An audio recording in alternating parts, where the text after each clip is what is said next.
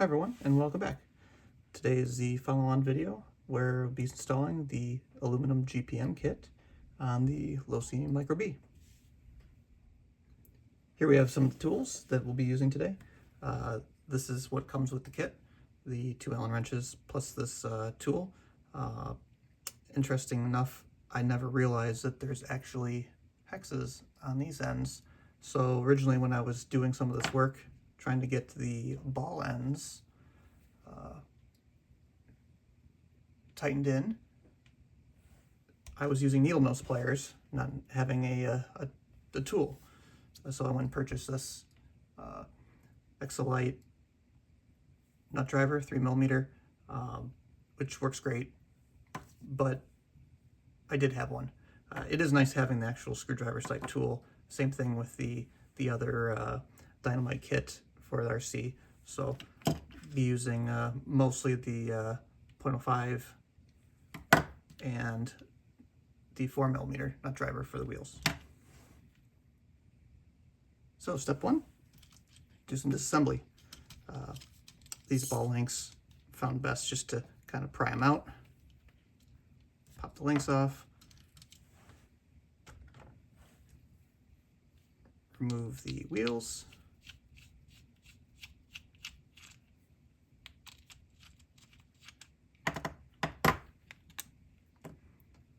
So spindle and the little stub.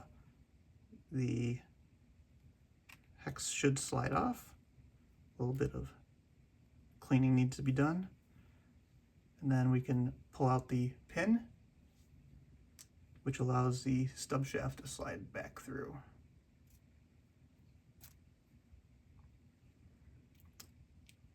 Push out the bearings.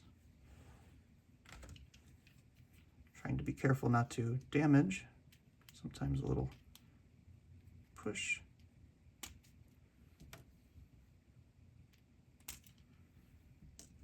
And old spindles off.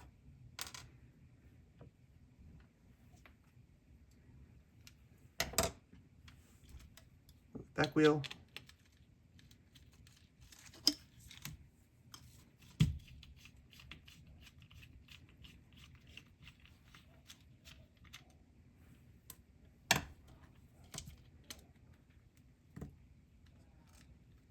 And probably should be taking these apart a little more often.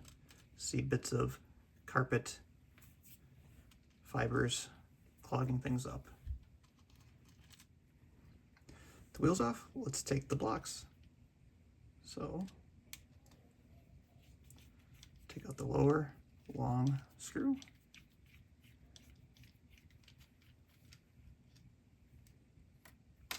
This allows us to pop the caster block off and twist the ball end out. Here, remove the top screw, the little chunk of spindle that was broken.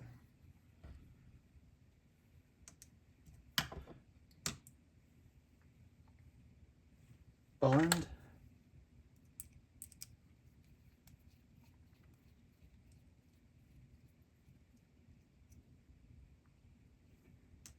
If you hadn't seen my last video, did a little explaining of what I had here because I was breaking the original caster blocks.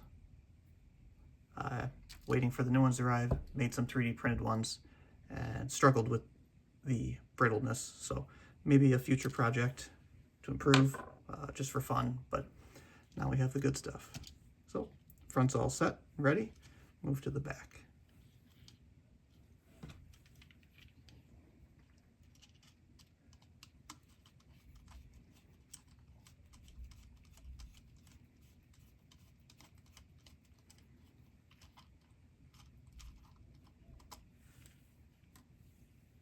Pop the lower belt out.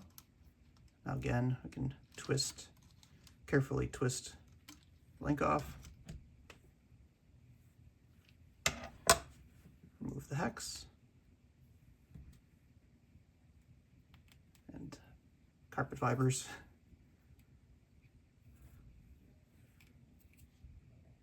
Remove the pin. And slide the stub back out.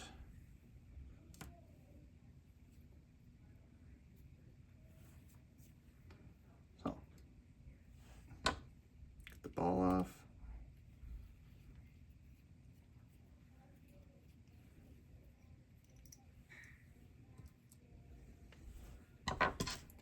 And pop the bearings out.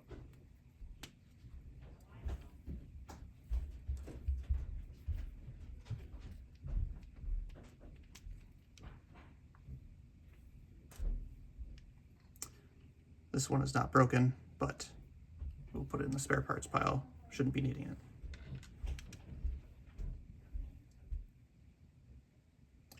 Now we'll reassemble the front end. One thing that I'm going to add is Loctite on all the threaded connections into the aluminum. Friend has the same kit. Noticed that he had some of the screws loosen up, so he did add some Loctite. I went and bought this purple. Didn't have it in stock, usually automotive, so blue was the weakest I had. And if you read the blue, it actually says the minimum diameter is 1/4 inch. This goes from number 2 to 1/4. So the idea is that it's not as strong. It doesn't need to be as strong with that diameter. Lots of people online have no trouble with the blue. I wouldn't expect much trouble, but why not use the more appropriate? And actually even the number 2 is more closer to 2 millimeters in size, where all these threads I think are 1.4 millimeter. So still too big out of spec, but should help. So start with the spindle. When doing the spindles, pay close attention. There is a extension off the pivot arm. So the ball rides on the flat, and then it's extended down just for some extra thread. So that's the only real way you can identify which side goes where. Now, GPM does label everything, so obviously this is the left side. I did grab all new hardware.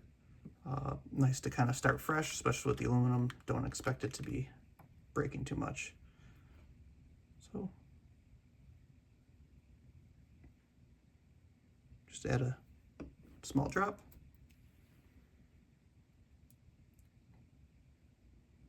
Thread by hand.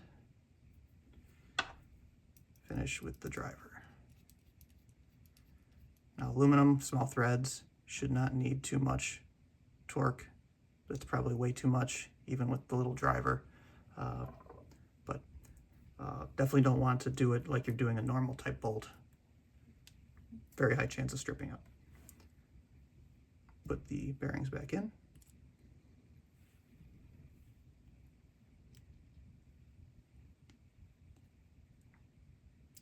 Trying to stay square.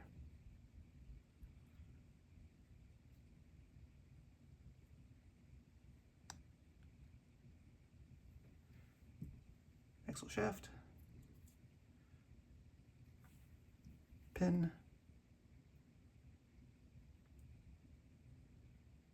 And the hex to hold it all in.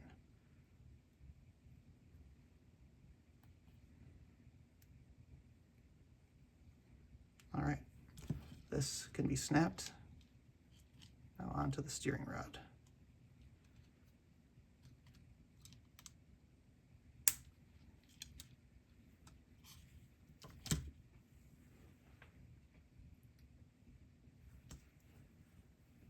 Onto the caster block. So these are universal for each side. Both pieces that it comes with are the same, with threads on both for the upper radius rod.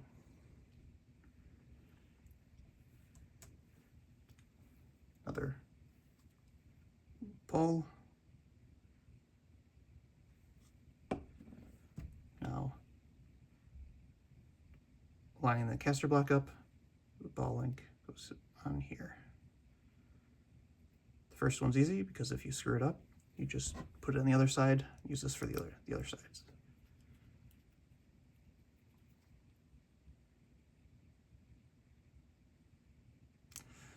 Now, because there may be some flashing in the way and such, definitely want to take a close look and make sure that the base of this bolt is on the aluminum, you get a little flashing or something in there. Very easy to not be fully tightened.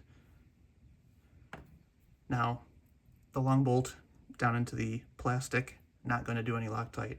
The plastic should expand and provide kind of its own locking mechanism.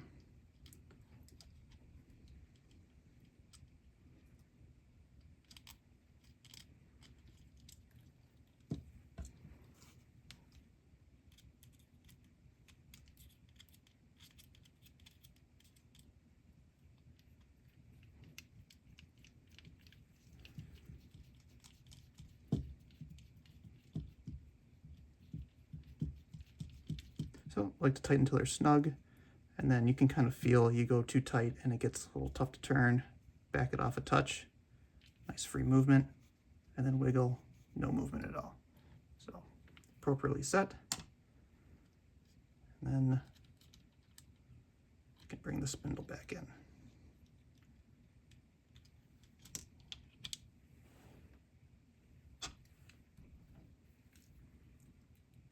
Again, some new screws. So what I'm going to do is start them on the hex. Apply a dab.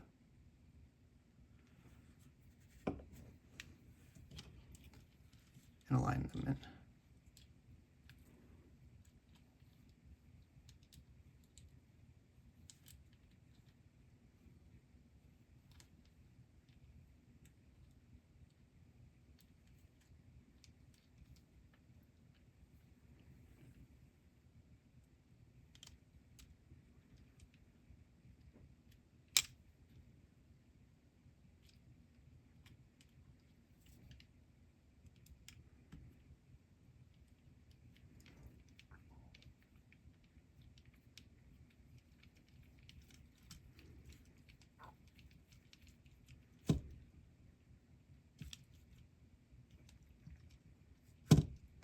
So these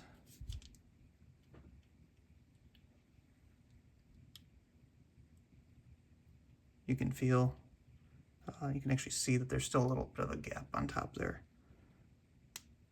So it's really located by the distance between the spindle and then the caster block length, not so much the actual screws. So on the plastic parts, usually you can tighten those up to give a little less play.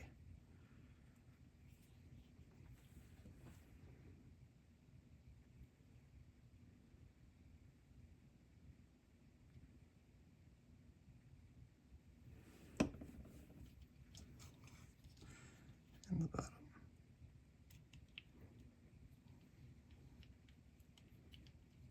I like to feel around, sometimes actually move the screw backwards until it finds its rightful spot on the threads. Tighten down.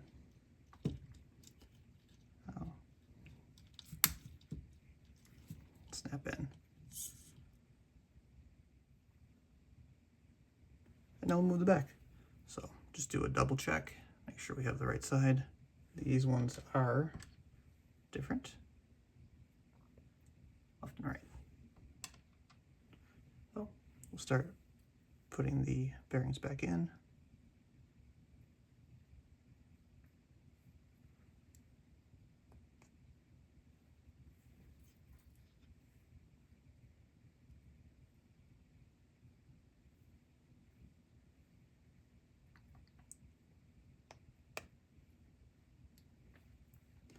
And then the axle. Now this side does go into the half shaft, so we'll have to make sure putting it back together gets the pin aligned properly.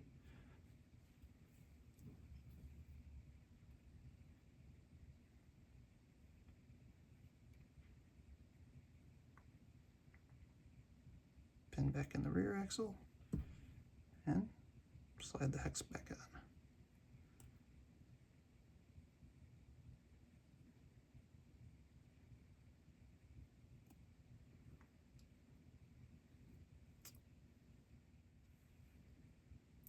So putting a new ball in on the rear, drop. Now there are two sets of holes on this, on the factory and on the GPM kit. So I'm just going to leave mine the same. Mine were in the, what will be the inner hole. So a little less camber. Start by hand. Use the tool to snug up.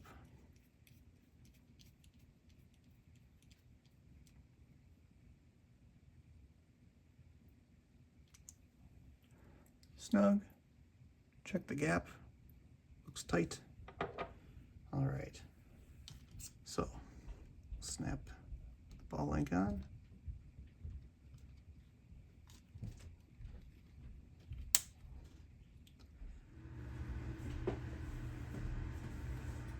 So trying not to have the axle fall out of the diff. Align axle back in so the pin falls into the cup. Put the block back in. So if you haven't noticed, the rear pins are a little shorter than the fronts, so make sure you don't lose a rear one thinking you have an extra and it's a long one.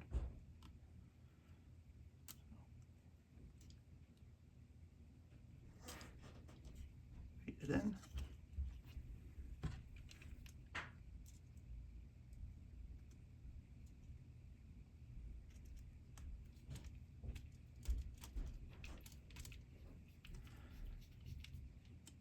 Now, probably would have helped if I didn't put everything together, just feel the tightness, but then you're just gonna probably lose the axle. So we'll do it till it's about snug and kind of check it.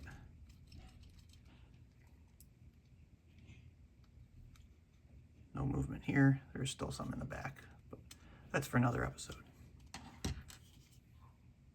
Aluminum bits all assembled. Put the wheels back on.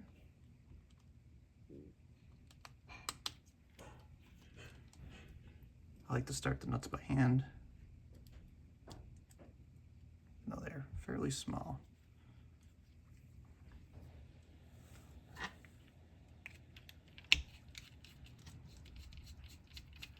Now, especially on this first one, give it a nice little snug to make sure it's seated properly, and then I like to back it off a little bit until it's running free.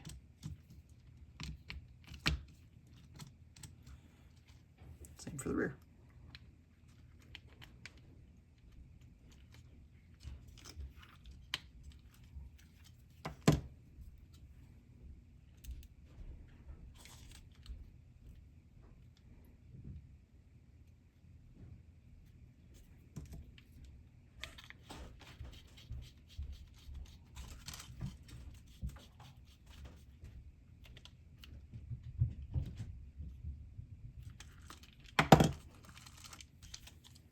Excellent. So I just did the one side, so we kind of look and see if anything looks different. Might be hard to see on the camera, but rear end, everything looks pretty close. This does seem a little bit more maybe camber towed in, but it is pretty wobbly, quite a bit. Yeah, this is a plastic bit pretty worn out on this one. May just need to be tightened up versus the aluminum that's nice and snug. On the front end, also a little hard probably to see. Supposed to get aligned straight. But this is pretty sloppy on this side. Everything looks pretty good. I don't really care for the gap here. I do have some washers I bought. Doesn't seem like it's adding a lot of movement. Steering is the worst part about this anyways. So that has been tightened up at least once. Will definitely have to be addressed. But that's it for the GPM install. Do some follow-up on how it works. Thanks a lot, everyone.